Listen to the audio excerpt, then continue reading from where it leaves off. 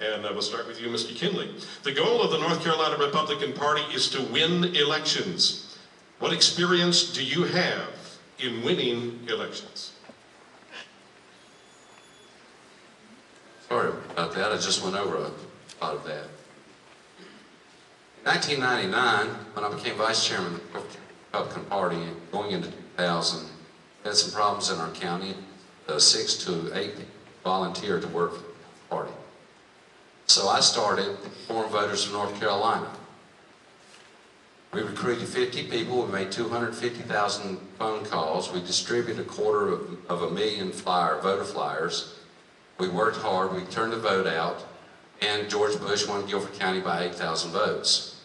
In 2004, like I said earlier, we turned out 77% of the people. We had 156 precincts. We won 92 of those. 26 of those precincts were predominantly Democrat, and we were able to win those. In 2002, for the first time ever in the history of the state of North Carolina, Guilford County went for a Republican runner for the United States Senate.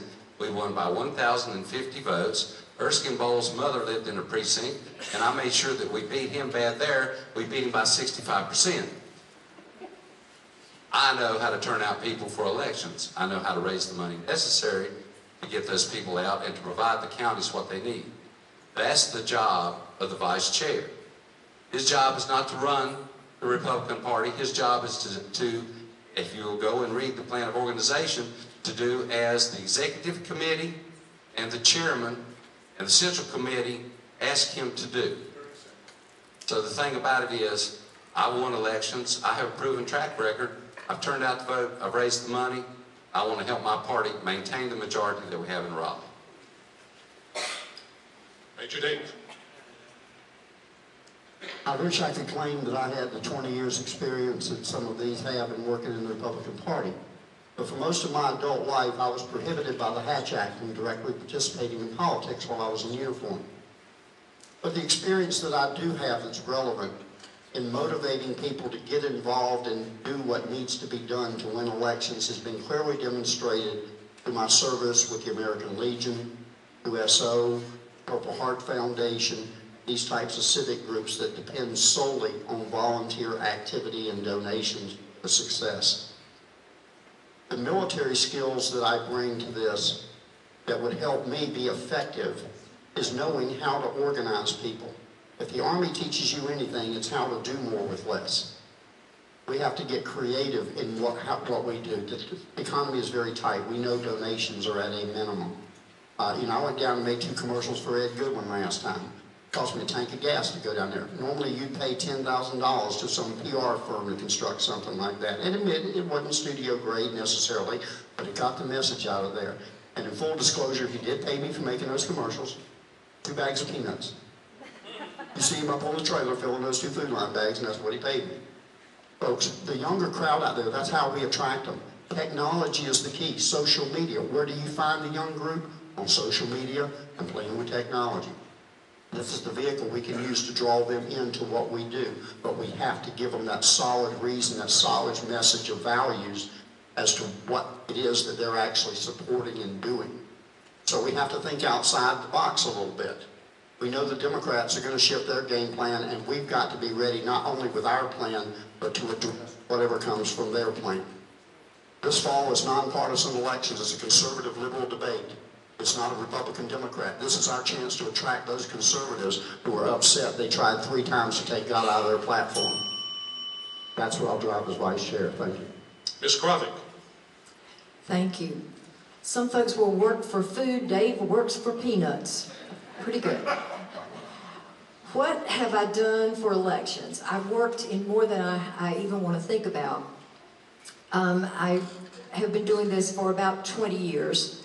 When Bill Clinton was president, that's when I really got involved. I would show up every couple of years and make phone calls, and then I'd go back home and forget about it. And then when Bill Clinton was elected, a light bulb went off. It's like, what has happened to this country?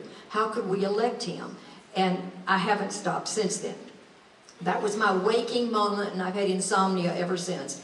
So I've worked on every campaign since then that has been in Forsyth County. I was 5th District Chairman for George Bush. worked on many campaigns, and whatever it takes is what we have to do. And I've worked on some campaigns. I'm going to give you a couple of examples of things. I'm the lady who is known as the woman with the bullhorn in the trunk of her car. I carry a bullhorn. Do I not, Patty Curran? She's borrowed it many times.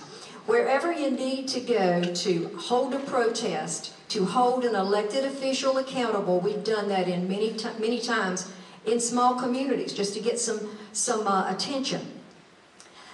A few years ago, we even had, I'm going to tell you a story about, these are Republicans, but I'm going to show you what, did you say 30 seconds? I can't tell that story in 30 seconds. I've worked on a lot of campaigns. I'll tell you the story next time around if I can.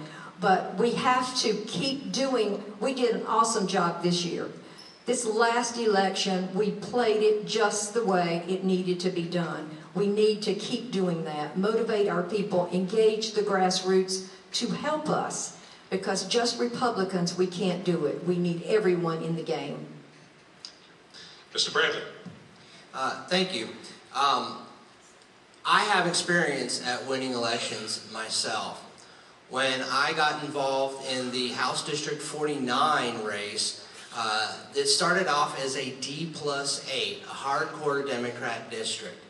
And I went in there with a strong, right-leaning Republican platform, and I brought them into the general election, and we won that election.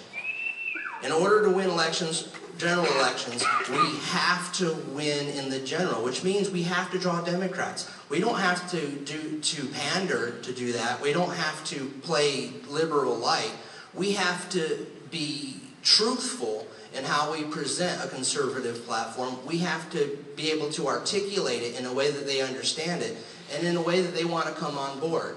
I have experience at that. And not only did we take a D+8 down to a D+3 and then won in a hard Democrat district, the margin of victory was out of Roanoke Rapids, and that was out of the minority vote. And we have to start bringing minorities into the Republican Party if we're going to have a future. And not only minorities, but also the younger generation. We have to bring in minorities, the younger generation, and going back to 2012, I have been working unity with the conservative factions in the Republican Party since 2009. And the way we do that is by demanding and receiving and giving fair treatment all around. And as a direct result of that unity, North Carolina was the only swing state in the United States that Governor Romney won. And that was because of the party unity, the party activism, and the motivation that we brought.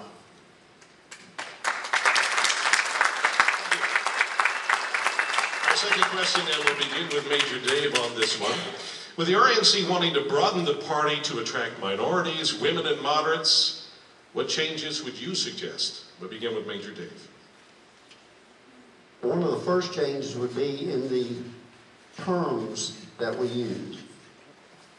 I think when we try to sell the Republican Party as the party of diversity, we lose.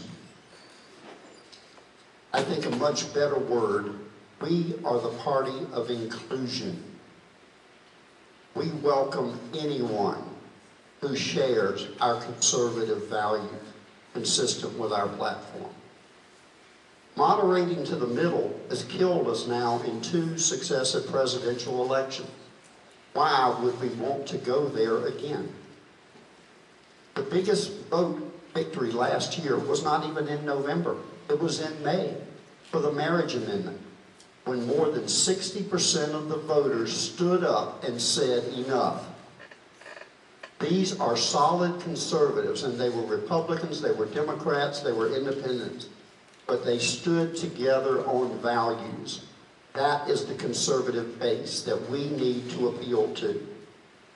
A 5% fringe group brings us nothing but internal division party. And I believe that would apply on a national level, and I would encourage the RNC to take a very hard look at why North Carolina went red last year. And I think they'll find their answer. Ms. Krovic. As I said earlier, we have a perfect platform, in my opinion. It appeals to everyone.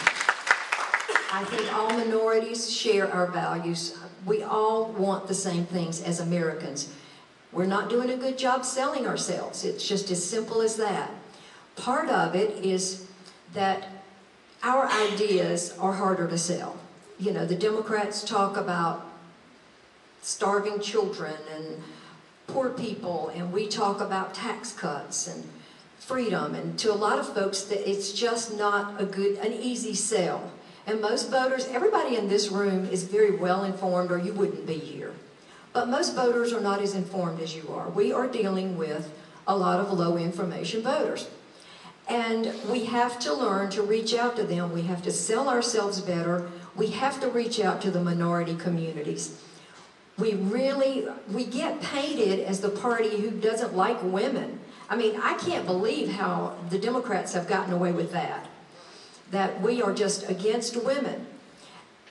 It's crazy, but we've allowed it to happen. We've got to do a better job of selling ourselves. We've got to do a better job of framing our issues, framing our ideas, and bring everybody into our party, not by compromising our principles.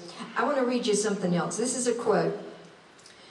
We've been compromising for 50 years to the left. We're all about compromise, but we won't compromise our direction toward freedom and liberty for a while. Compromise, hell, if freedom is right and tyranny is wrong, why should those who believe in freedom treat it as if it were a roll of bologna to be bartered a slice at a time? That was our great Senator Jesse Helms. And I agree with that. We don't need to compromise our principles in order to bring those folks in who agree with us. They already agree with our issues. Mr. Bradley. First of all, the best way to bring moderates into the Republican Party is to convert them into conservatives. I believe it was Barry Goldwater who said, moderation in the pursuit of justice is no virtue. Whenever we try to moderate to the middle is when we lose. And we've seen this again and again and again. The best way to bring people into the Republican Party is not to moderate, but to stand on principle and to articulate that principle in a way that people understand. The reason we've been losing to the Democrats is we let them frame the debate. And that's where we go wrong. We have to start framing the debate. It's not about the right to choice, it's about the right to life. And that's critical. And that's one of the areas where we have our strength and we can push forward by framing the debate ourselves. Now, we bring the women and the minorities and the moderates by articulating our platform, the Republican platform, in a way that they understand, in a way that's going to inspire them, and that's critical. People don't want to be lectured to, they want to be inspired. And we bring conservatives to the voting booth by inspiring them, and that's how we win.